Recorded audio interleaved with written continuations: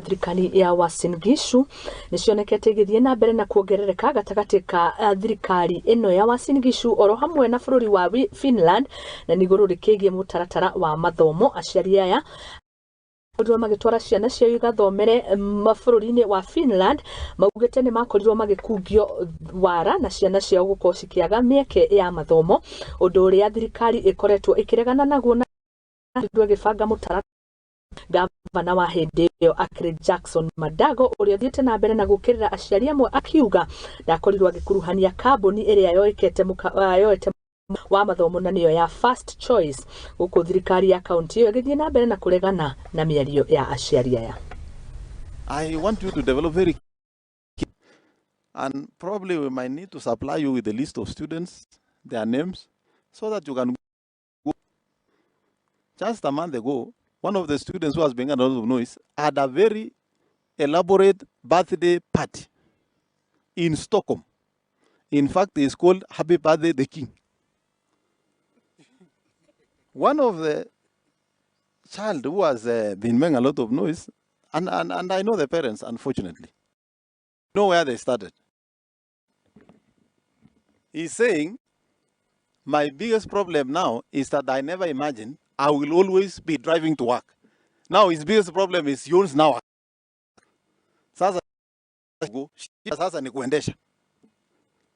You need to develop interest. How students who you say are suffering are having birthday parties.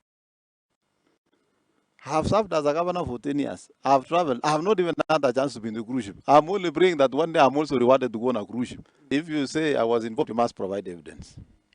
Again, you know, it is a choice of how we want. First, and it had no agreement. Unlike this program, as a county, we never had any understanding with First Choice. Just like any other company can have an event in this county, and they can ask you as a governor or an area MCA or an MP and invite you for a function, you can just attend that function. We cannot, and because we don't have a liaison office there, but we work with the universities, we work with the agents who are there. We also have people from this county who are in Finland much, much earlier. They have been 5 years. And we engage a number of them to tell them, please, because we don't have a mechanism of making sure that someone takes care of these children, be available should there be any problem. And really, we cannot say here that the children are suffering or they are not suffering. I know there is a planned fact-finding mission by the county government to go to Finland. I would want to encourage that please ask your employers if they can allow 1 or 2 of you to accompany this team so that you also help with the information. Inviting individual parents.